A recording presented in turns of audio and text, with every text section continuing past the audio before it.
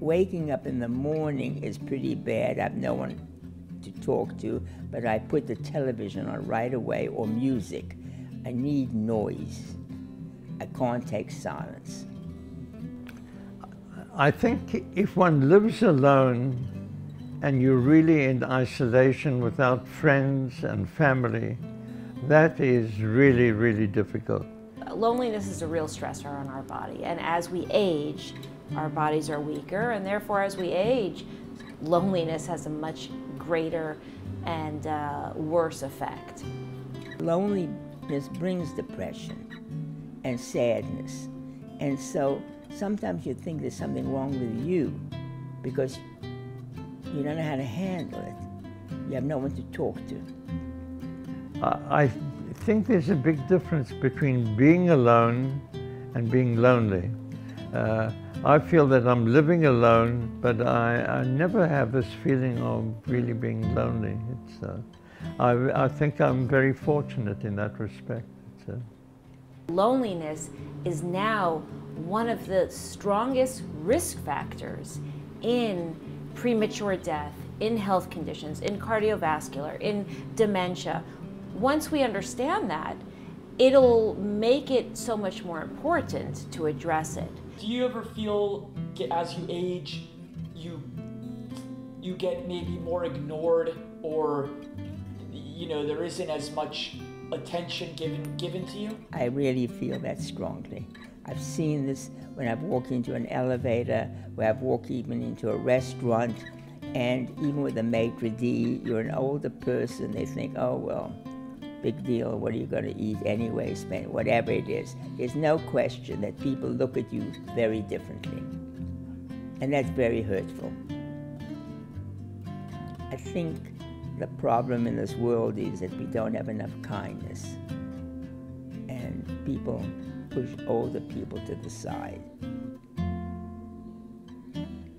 Even if you're sitting at the dinner table with people, the older person doesn't seem to be listened to. They're just there. A lot of patients that I've seen and that I've spoken with, especially as they get older, there's this feeling now that, hey, you're older, that's great, that's amazing. So patients don't want to admit to feeling lonely. They feel really proud to be old, and they don't really want to complain, so to speak. And that's a little bit of a problem, because if there's a stigma to complaining about feeling lonely, then people are suffering in silence. And what's important to realize is that the suffering in silence is actually impacting their health. And, it's a snowball effect. Do you ever feel like you're a burden to children or anyone like that? I don't discuss a great deal of that with my children, really. I think maybe that's wrong.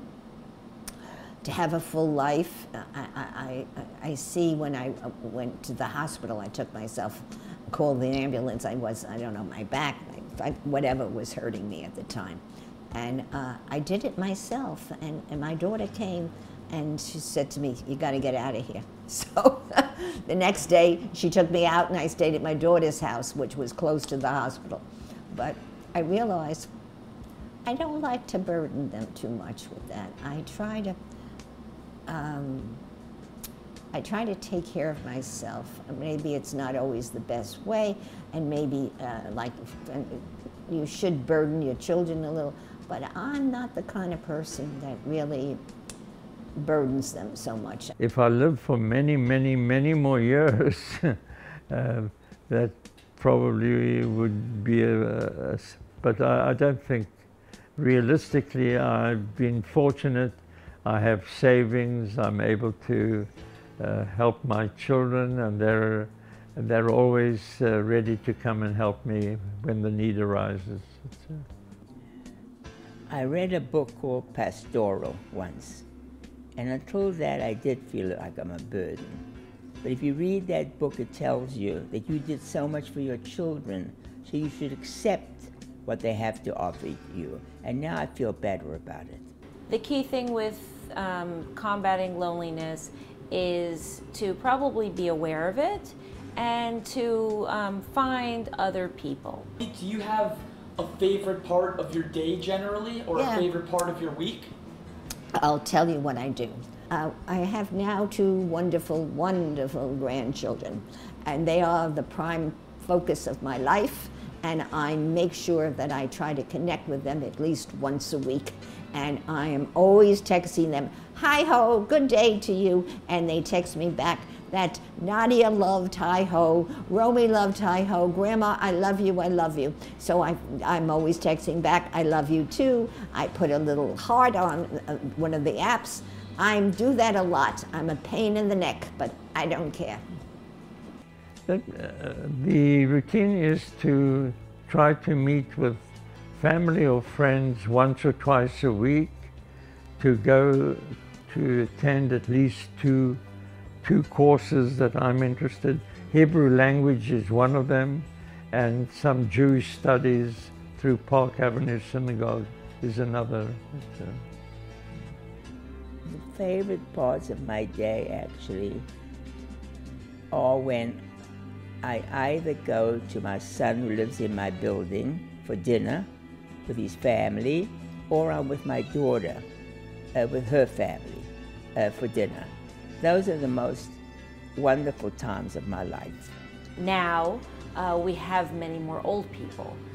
In America, there have been studies and predictions from the World Health Organization saying that by the year 2050, we're going to triple the amount of people 80 years old and over. What's going to happen? What's going to happen with these people who are living longer?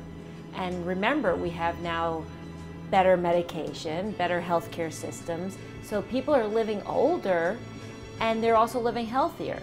So they're also living on their own because they're not in hospitals and they're not necessarily forced into the facilities, but they're living at home alone, which then leads more to loneliness and isolation. Do you have any advice you'd like to share with the next generation? Yes, I would. If you have a wonderful life and you have a partner and you're living together, don't make little things into big things. Be kind, be good, because when the person dies, you can never say, I'm sorry. So try to live your life with joy and happiness, that you have someone there, and you're doing things together, and you're loving each other. And to me, that's the biggest advice I can give anybody. I think the ideal that one should aim for is to be in love with somebody and to raise a family. I think that is the most stable type of advice I can give, but unfortunately we're not all able to do that. So. Whatever your passion is, at the moment, because passion is something that changes. It could be today it's this, tomorrow it can be something else. Follow it until it reaches its climax of being the finished. Then go on to another one. But you should always believe in yourself. You can do it if you try. Do you feel happy? I do feel happy.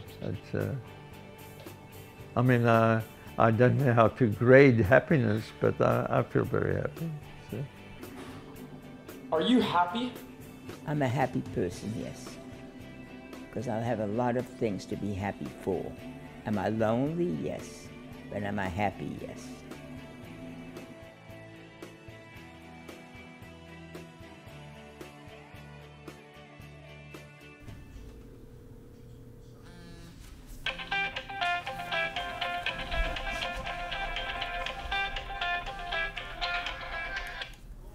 Hi. Oh, Olivia, hi. Oh, I'm so happy you called me, darling.